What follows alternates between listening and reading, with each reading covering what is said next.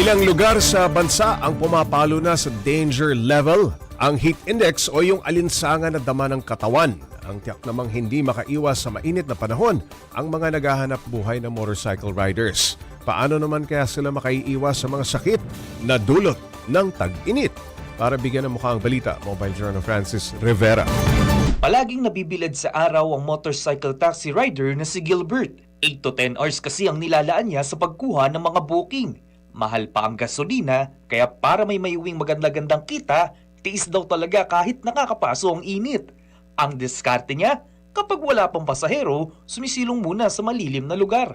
Walang booking sir, tambay-tambay muna sa mga ilalim ng puno. Yung ng tubig, gano'n. Kapag may booking, bakbak na, rat-rat na, gano'n. Kailangan po pangkain, pang gasolina, kami may uwi sa pamilya. Wala na matapos ang tag-ulan. Naglalaro na sa 32 to 36 degree ang temperatura dito sa Maynila. At ayon sa eksperto, may mga maaaring sakit na makuha mula sa matagal na exposure sa araw. Bukod kasi sa heat stroke dala ng napakainit na panahon, may ilang sakit din na dapat tayong bantayan sa ganitong panahon. Nagkakaroon sila ng mga skin problem, no? May mga rashes sila. Ang tawag natin doon heat rash. Yung problema ron, dahil nga naghalo na yung pawis, yung dumi, ang isang komplikasyon nun, magkaroon sila ng infection, no, sa balat. Dahil maghapon silang nakaupo, yung pawis nila sa puwitan nila, nagkakaroon tuloy sila ng mga piksa. Maraming nahihilo rin, vertigo, dahil sa sobrang init ng panahon. Kung hindi man maiwasan maghanap buhay sa ilalim ng sikat ng araw, maaari rin daw magpahit ng sunblock o sunscreen sa balat. At syempre, uminom ng maraming tubig. Tubig na lamang po. Huwag na kayong iinom ng energy drink, huwag na kayong iinom ng cola o soft drinks dahil lalo kayong madidehydrate doon. Just make sure na yung tubig po ninyo ay malinis dahil ayaw naman natin na isang komplikasyon naman ay gastroenteritis. May mga kaya tayong tiisin para kumita, pero huwag din dapat kalimutan kung paano magiging malakas at malusog ngayong summer. Mga kapatid, Mobile Journal Francis Rivera po, hatid ang mukha ng balita. Para pag-usapan ang mga sakit sa tag-init, makakasama natin si Mobile Journal Francis Rivera. Hey Francis, napakainit ano? Sobra pa. Okay Francis, base sa nakausap mong si Gilbert, siya ba? O may kakilala ba siyang nakararanas nitong ilang sakit dahil sa tag-init? Yes, Babsi. Yung ibang mga kapatid nating MC Taxi rider, pati yung mga delivery rider, ito mga nakakausap ko to nung mga bigaya ng ayuda. Yeah, Talagang yung iba sa kanila masakit yung likod. At yung iba sa kanila nakita ko may mga rush talaga eh. Totoo yung sabi ni Doc may mga pantal.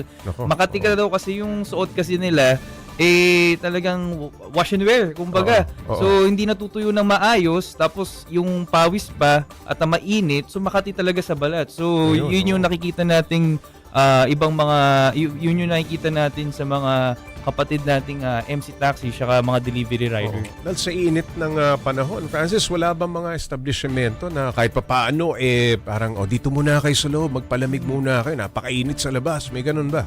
Paps, parang so far wala pa tayo nakikitang or nababalitaan na may mga ganong establishment. Pero ang diskarte na ginagawa ngayon ng mga MC Taxi, pag wala pang ang booking, either sa ilalim sila ng puno or mostly nakikita natin kahit alam natin medyo bawal na sa ilalim ng tulay kasi yung silong kahit doon muna sila or tumatabi muna talaga sila doon sa medyo malilim na lugar habang wala pa silang booking.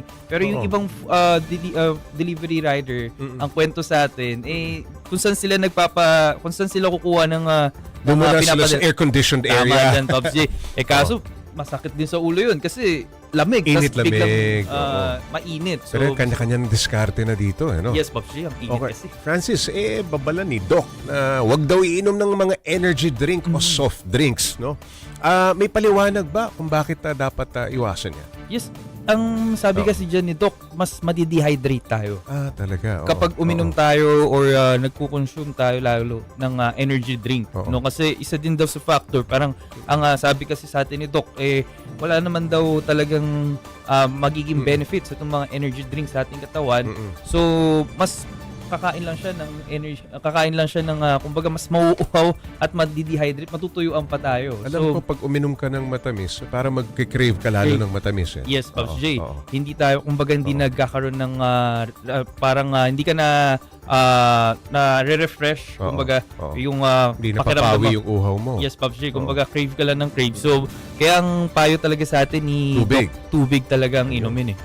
Ayun, maraming salamat, Mobile Journal Francis Rivera.